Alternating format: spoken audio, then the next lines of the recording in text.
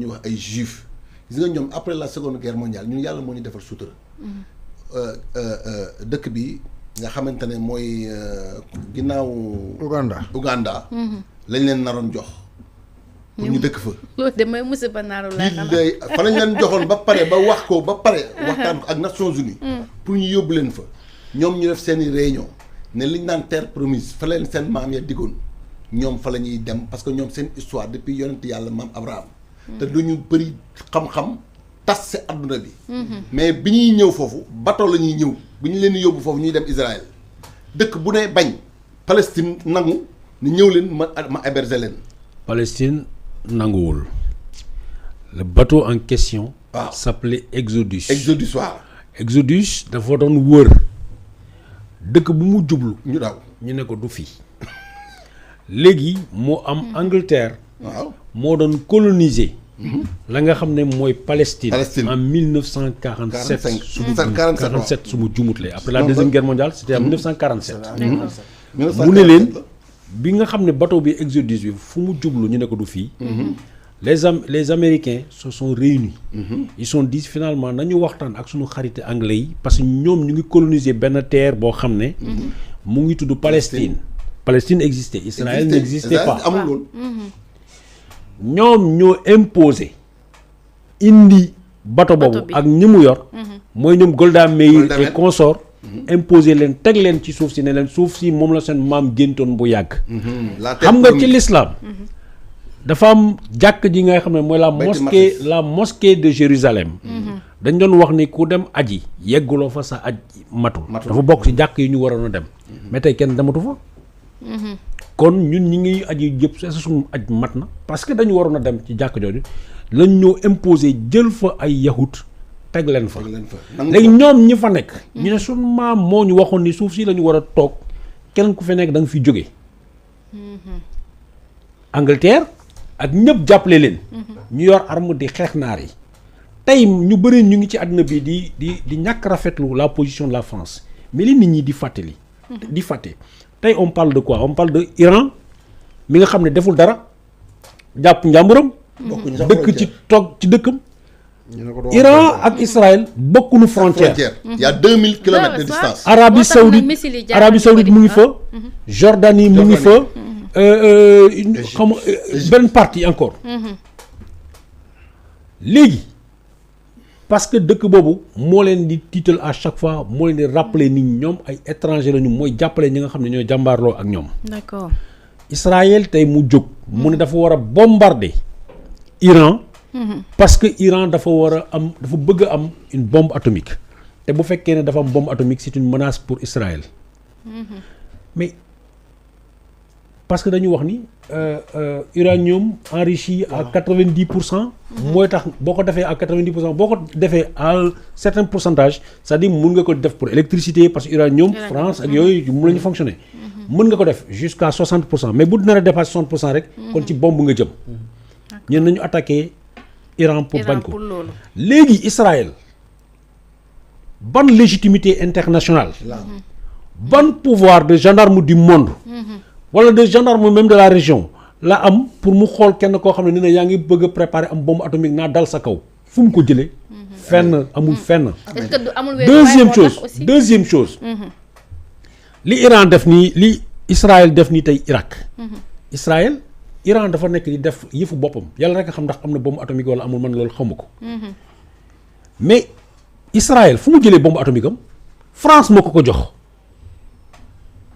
Amérique sax joxu ko France bu Emmanuel Macron De Gaulle. De Gaulle. ñoo ko jox. la seconde guerre mondiale. non après ñoom ñoo ko jox bombe atomique. léegi moom groupe bu ndaw nu jox ko bombe atomique parce que France leen dafa sàcc bombe atomique yi mais li ñu gëm bombe atomique ak bu ñuy defar yu mel noonu ne serait-ce que camp militaire yi fii la nit mënul jege facilement. nit ko mën a sàcc loolu yóbbu ko Israël boo Israël yi ñu ko mën a jël sax di ko gérer ba di ko dawal ba di ko fonctionner loolu c'est qu'en quelque sorte il y a une complicité. ñoom sàcc nañ bombe atomique yor nañu bombe atomique. ñoom Israël.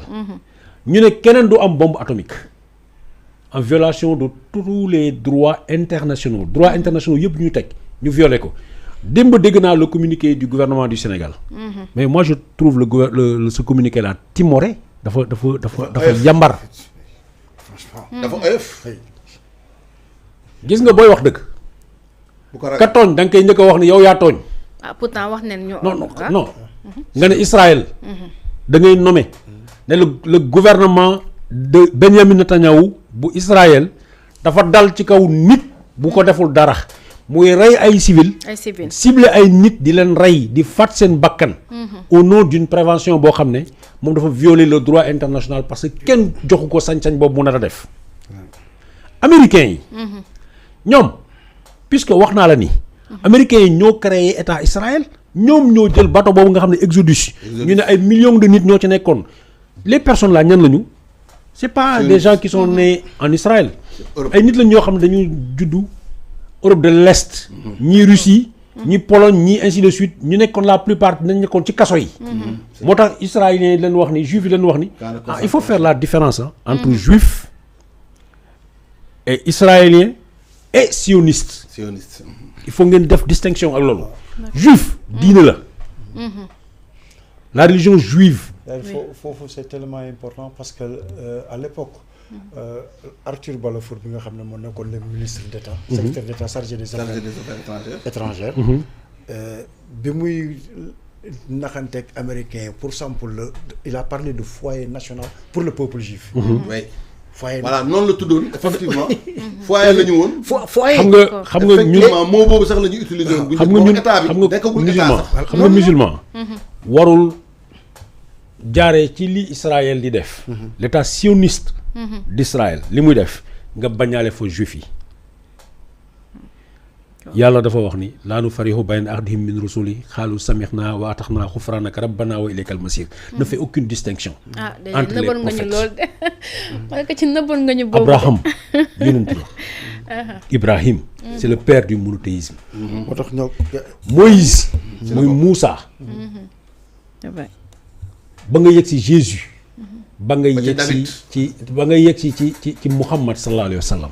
ñoom ñoo bokk. ñoo bokk benn xeet ñu indi benn diine. le sceau de la prophétie moom la yàlla wax ni yonent yàlla Muhammad mooy le sceau moo ko yónnee du mu yónneewaat beneen yonent. juifs yi les vrais ñi nga xam ne ñu ngi dund. la religion abrahamique. ñoom ñu ngi naqarlu la nga xam ne. moom la bandi yii di def c'est des bandits en fait. les sionistes ñoom dañ ne ñoom ñooy le peuple élu ñoom la yàlla tànn ñoom la yàlla jiite ñoom ñooy imposer seen droit ñoom ñooy wax gis nga bu nu paree ci lii. ay Nations Unies ak affaire yooyu sax boobu mooy la ñoom dañ koy dépasser parce que ñoom ñooy bëgg am composition bi kii am. bi États-Unis am. te ay quelques personnes lañu. sur un petit territoire. léegi loolu moo tax ñu naan fépp fu juif nekk ci àdduna bi oui fépp fu juif nekk ci monde bi na nga ñëw. nga dem kër naar yi nga nangu ko taal seen kër yi nga rey naar yi nga dëkk fa loolu mooy la colonisation mooy colonisation yooyu nga dégg. juif jël ay tool par force. armée bi ñëw sécuriser leen ñu jël kër jàmbur yi dëkk fa. loolu tooñ la di. Palestine bi nga xam ne moom la Arabie moom la Angleterre war na jox indépendance am. Angleterre taxaw ni finalement duma la jox indépendance. oui. moo tax ñoom organisation pour la libération de la Palestine ak ñoom Yasser Arafat ñu jóg et lu ñu fàtte le Sénégal ce n'est pas n'importe qui. c'est le premier pays. bu ko ratisé. si. boole ci. Yasser Arafat ci jamono Sénégal moo ko joxoon passeport. diplomatique. comme ni mu joxoon passeport Nelson Mandela. le Sénégal ñun je me rappelle. bi ñu nekkoon élève. dañ doon bind ci tableau bi l'apartheid est un crime contre l'humanité ainsi de suite ak yu mel noonu on était au devant la diplomatie sénégalaise était rayonnante. dañ doon fëgg ci table ñu ñuy déglu. tey on nous sort un communiqué en disant il faut faire la paix nga ñëw suma kër nga rey suma doom rey suma jabar rey ñëpp nga ne ma léegi kaa ñu waxtaan. il faut appeler un chat un chat. pas son nom. Benjamin Netanyahu. parce que il a perdu Benjamin Netanyahu bu defulee guerre ci kaso bi la jëm.